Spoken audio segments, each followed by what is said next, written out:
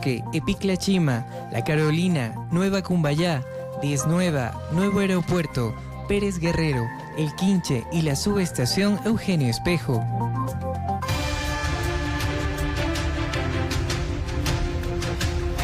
Los cortes de energía eléctrica para los días martes, miércoles y jueves se irán reduciendo y estandarizando en todo el país. Esto debido a que Ecuador nuevamente llegó a un acuerdo para comprar energía a Colombia.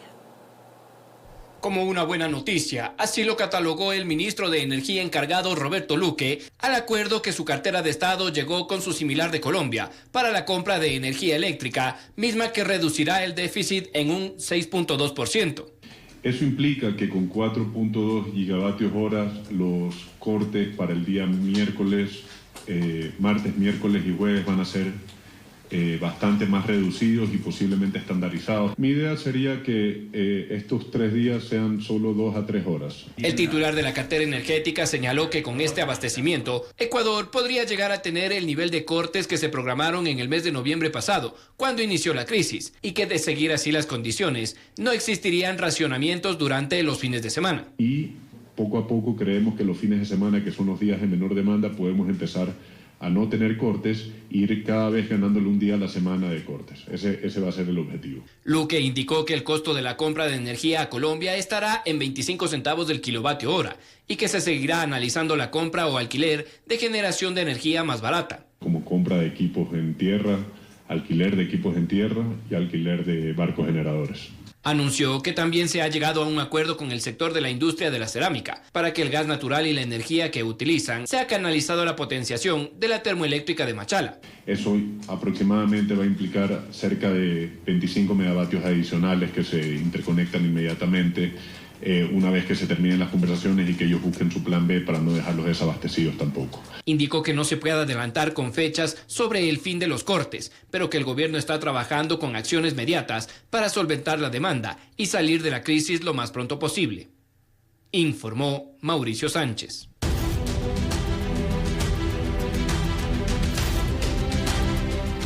Ecuador presentó una demanda ante la Corte Internacional de Justicia en contra de México por violaciones al derecho internacional. En la querella, Ecuador acusa al país azteca de violar los principios de asilo y el uso de las delegaciones diplomáticas. La demanda fue presentada en la Corte Internacional de Justicia al mediodía del 29 de abril, en la que Ecuador alega que México habría efectuado varias violaciones a sus obligaciones internacionales por la conducta que dicho país efectuó desde el 17 de diciembre del 2023, cuando acogieron como huésped al ex vicepresidente Jorge Glass en su sede diplomática en Quito, pese a que era requerido por la justicia ecuatoriana. El ex embajador Mauricio Gándara explica que este recurso busca una respuesta legal sobre la actuación del gobierno mexicano al otorgamiento de un asilo político. El Ecuador puede hacer notar primero a la opinión pública internacional que el gobierno de México concedió esto por una razón política, porque es parte que llaman el socialismo del siglo XXI, como lo ha hecho con varios de los que se han sentido perseguidos y se han refugiado ahí, que por esa razón les dio el asilo. Gándara concuerda con la aseveración de la Cancillería ecuatoriana, cuando indica que la ruptura de las relaciones se dieron por los pronunciamientos injuriosos que el presidente mexicano efectuó al orden interno. Esta es una labor inteligente para demostrar que el presidente mexicano provocó al Ecuador con esas declaraciones que hizo sobre que no eran válidas las elecciones o poniendo en duda las elecciones, o sea, entrando en cosas que son de la economía, de la independencia de los estados. Explica que al ser un recurso individual, la Corte Internacional de Justicia podría analizar la demanda por separado de la acción interpuesta en contra de Ecuador por México, pero que sí podría generar un análisis mayor para una posible sanción al país. Lo del asalto a la Embajada de México, eso no lo va a cambiar en su decisión la Corte de Justicia, pero puede atemperar los términos de su sentencia y tal vez hacerle un llamado de atención o cosa por el estilo y no llegar a una condena. En la demanda, la Cancillería ecuatoriana indicó que se pide que México sea sancionado con las consecuencias jurídicas derivadas de sus hechos al violar el principio de no intervención en los asuntos internos de otros estados, conforme a la Carta de las Naciones Unidas. Informó Mauricio Sánchez. Este 30 de abril y el 1 de mayo se desarrollará la audiencia que Ecuador deberá enfrentar en la Corte Internacional de Justicia por la inmersión a la Embajada Mexicana el pasado 5 de abril para capturar al ex vicepresidente Jorge Glass.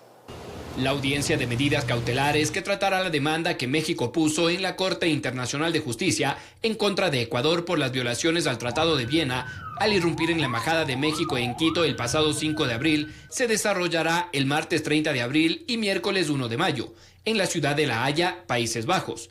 A través de un comunicado, la Procuraduría General del Estado informó que prepara la defensa ecuatoriana con un grupo de abogados de probada experiencia en el derecho internacional. Precisó que el equipo que Ecuador ha conformado está integrado por los abogados Michael Goods, Sean Murphy, Alfredo Crosato y Omi Sender, mismos que tendrán el acompañamiento del embajador ecuatoriano en Países Bajos, Andrés Parral, como agente de la República ante la Corte Internacional de Justicia, y la directora de Asuntos Internacionales y Arbitraje de la Procuraduría General del Estado, Ana María Larrea. Ecuador expondrá sus argumentos sobre la arbitrariedad del otorgamiento de asilo político a Jorge Glass, pese a que tenía una orden de prisión por la investigación del caso Reconstrucción de Manabí, y que también pesa sobre él 2 condenas ejecutoriadas por los casos Odebrecht y sobornos, con una pena pendiente de terminar por cumplir los 8 años de prisión.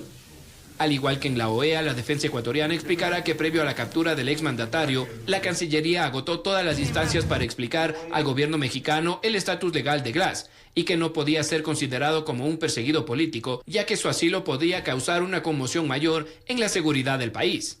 Dicho proceso podría demorar varios meses o años inclusive. En la demanda, México solicitó a la Corte que se recomiende a la ONU una suspensión de la membresía de Ecuador en el organismo internacional, como un precedente para los otros países miembros. Informó Mauricio Sánchez. El sector sindicalista del país no acatará la disposición que el feriado por el 1 de mayo sea trasladado al viernes 3. En respuesta, el miércoles protagonizarán movilizaciones pacíficas a nivel nacional para conmemorar el Día Internacional del Trabajo. ¡Viva el 1 de mayo solidario y unitario! ¡Que viva! El sector sindicalista se muestra molesto con que se haya establecido que el feriado por el 1 de mayo pase al viernes 3. Que el 1 de mayo es inamovible. No podemos aceptar los trabajadores, las organizaciones sociales, que se pretenda cambiar una fecha histórica. Que porque hay una ley de turismo, muy bien, hay que pasar al viernes. No aceptamos, no hemos aceptado, y para eso se le comunicó al presidente diciéndole, mire presidente, no. Con esa aclaración se preparan para salir a las calles de forma pacífica para recordar los 138 años de la matanza de Chicago. A los trabajadores eléctricos, a los trabajadores de la salud, a los docentes, estudiantes, amas de casa, al pueblo en general, a movilizarse en todo el país este miércoles 1 de mayo. En lo que es la ciudad de Quito nos concentraremos a partir de las 8:30 en la caja de El Seguro para luego ir por a 10 de agosto Guayaquil hasta llegar a la Plaza San Francisco. Lo harán con una sola consigna. Vamos a las calles a demandar políticas de seguridad ciudadana que protejan la vida, que protejan la salud, que protejan la educación del pueblo ecuatoriano. Vamos a demandar que el gobierno ecuatoriano presente un plan de reactivación económica. En especial lo que tiene que ver a los 221 municipios del país, que todos participaremos. Esperan tener acogida ya que el miércoles será un día normal de la jornada laboral, informó Héctor Romero. Los productos no tradicionales serán los primeros beneficiarios del acuerdo comercial con China que entra en vigencia desde este miércoles. Según el gremio de exportadores, los envíos aumentarán en un 32% y generarán 50.000 nuevos empleos directos. La vigencia del acuerdo comercial con China está de la ceja al ojo. Sectores productivos y de la exportación destacan que hay un mercado gigantesco de 1.400 millones de habitantes, que en el caso de los productos no tradicionales será explotado desde el primer día de mayo. ¿Qué vamos a llegar con esto? A producir al menos 5.000 toneladas más de carne de pollo anuales, dinamizar y mover la economía con $6 millones. En esa canasta también pitahaya, arándanos, quinoa, uvilla y brócoli. Según los exportadores, para los productos tradicionales la desgravación arancelaria varía entre 5 y 10 años, como el banano. Nosotros tenemos proyectado el triplicar o cuatriplicar nuestras exportaciones de banano en el periodo de desgravación. En este momento, sin acuerdo comercial, al cierre del año 2023, crecimos un 45%. Además, 50.000 nuevas plazas de trabajo directo. Nos viéramos en la necesidad de reformar y potenciar nuestros cultivos para poder cumplir con las demandas de este mercado tan importante. Pese a las advertencias de algunos sectores políticos, los directivos afirman que el gigante asiático pasó de ser el granero del mundo a un país con alto flujo de demanda alimenticia, informó Jorge Escobar.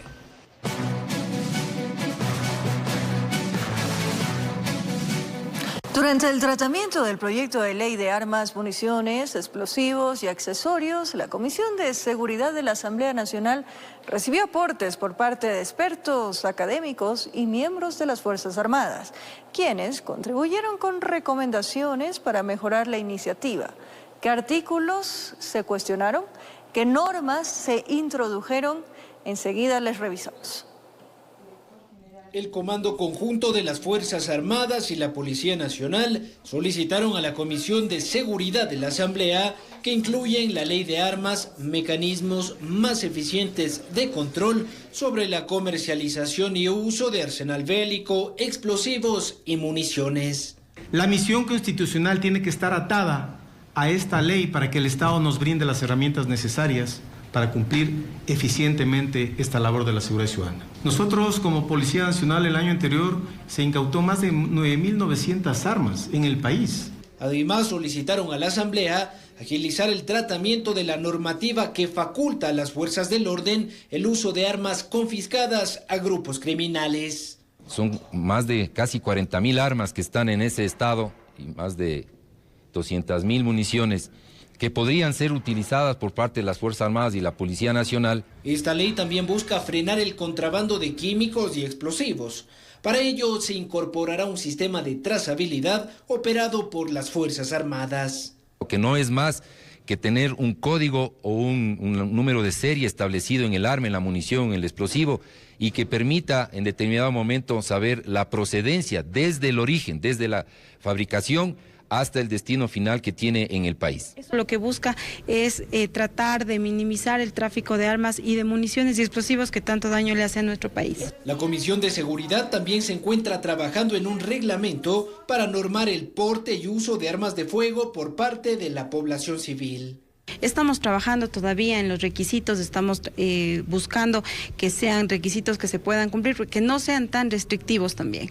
Los certificados psicológicos, toxicológicos, psiquiátricos, el curso que se requiere en la destreza y uso y el manejo del arma.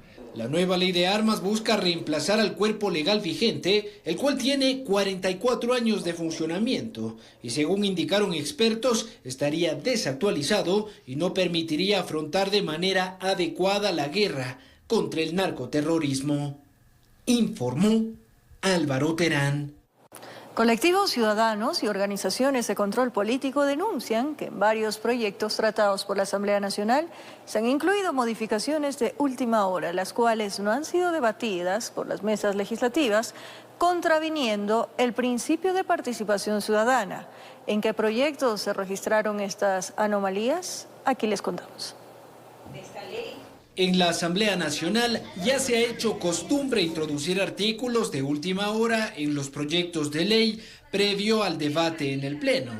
Así lo aseguran varias organizaciones de control político que tildan a esta práctica como desleal y antiética. Se incluyen aspectos al final de los proyectos de ley, en la letra chiquita, si se quiere decir, de cosas que nunca fueron conocidas y debatidas por los legisladores, de cuestiones que no nacieron en proyectos de ley. En la ley orgánica para enfrentar el conflicto armado, por ejemplo, se quiso introducir un artículo que imponía una contribución obligatoria a quienes percibían un salario superior a los $1,000. Antes de entrar a una votación, contar con el informe. Si no tenemos un informe, ¿cómo vamos a votar? Sin embargo, tras identificarse este aditamento, la comisión lo suprimió del informe final. Qué bueno que se haya eliminado ese golpe al salario que se le iba a dar al pueblo ecuatoriano. En la ley de turismo ocurrió algo similar cuando se introdujo una normativa con la que se exoneró de impuestos a los autos híbridos. Se está queriendo incluir ahí al tema de los vehículos híbridos para beneficiarse con aranceles, con exenciones de impuestos.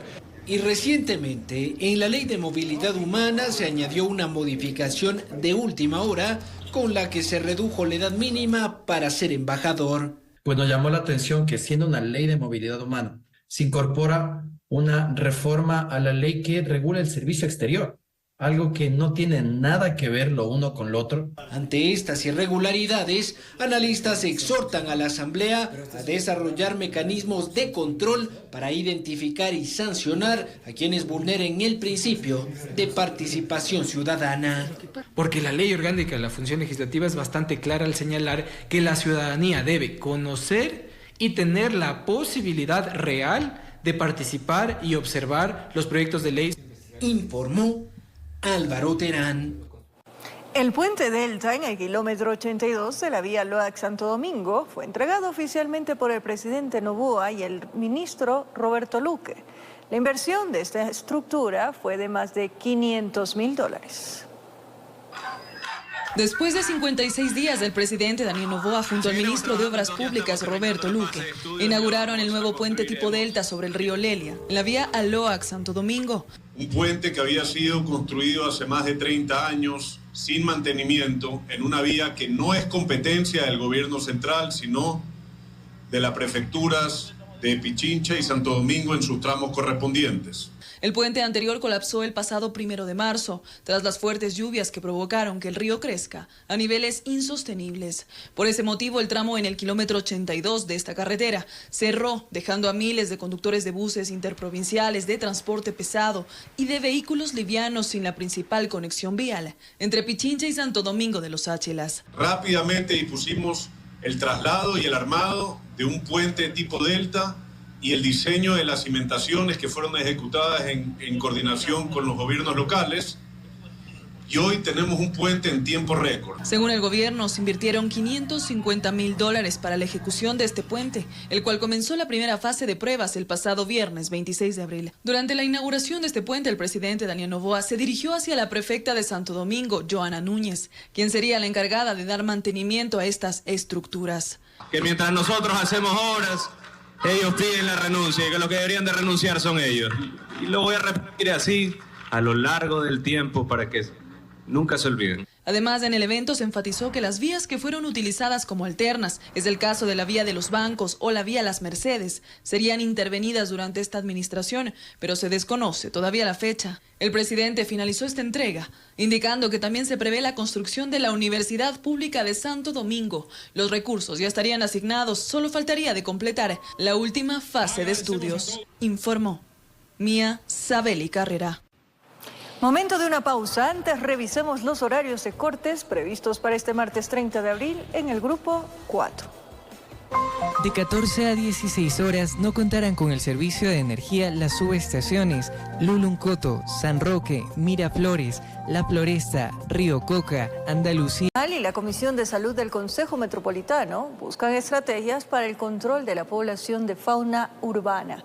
Con ello se pretende fortalecer la esterilización, adopción y registro por medio de un chip y concientización ciudadana.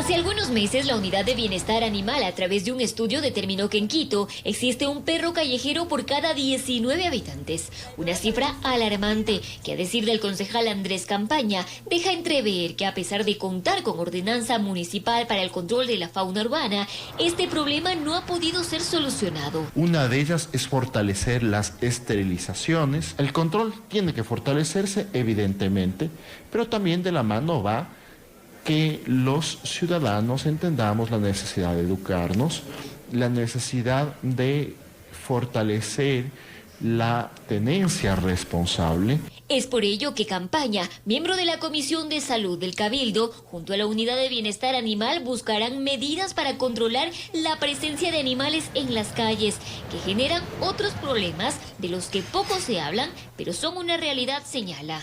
Generan mucha preocupación, por ejemplo, la existencia de animales abandonados, la existencia de mordeduras, accidentes de tránsito que se producen fruto de los animales, enfermedades. Cuestiona que el programa para identificación de mascotas de compañía, que debía estar listo en la ciudad, no tenga resultados. De que este es un tema que debió haber entrado ya en funcionamiento. La actual normativa generó vacíos, como por ejemplo, si es que los chips que se les va a colocar a los animales serán gratuitos o tendrán un costo. Esos son elementos que hay que regularlos. Finalmente, ve con urgencia priorizar proyectos que cuiden la salud de la fauna urbana. Incluso uno de los proyectos que está pendiente es la posibilidad de contar con un hospital veterinario. El próximo 1 de mayo, la Unidad de Bienestar Animal presentará a la Comisión de Salud del municipio esta y otras estrategias. Felipe Córdoba aceptó el pedido de Fiscalía para acceder y extraer información de un pendrive y un enlace proporcionados por Claudia Garzón, excomisionada para la pacificación de las cárceles, quien es una de las 52 personas procesadas dentro del caso Metástasis. Según Garzón, los recursos proporcionados pueden aportar con pruebas y evidencias que aún no han sido consideradas dentro de la investigación. Pese a que la fase de instrucción fiscal del caso Metástasis finalizó el pasado 13 de abril, se siguen sumando diligencias que tienen por finalidad determinar elementos de convicción, de cargo y de descargo. Atención, un adolescente de 16 años de edad, quien ingresaba a la estación de la Universidad Central del Metro de Quito, falleció por una descomposición médica. Según el municipio, el usuario no respondió a la reanimación realizada por los bomberos y el personal de la estación. El metro expresó sus condolencias con familiares y amigos del adolescente. Con esta lamentable noticia, amigos, nos despedimos. Que tengan un buen inicio de semana. Gracias por su compañía, cariño, pero sobre todo esa fiel sintonía. Como siempre, un abrazo grande.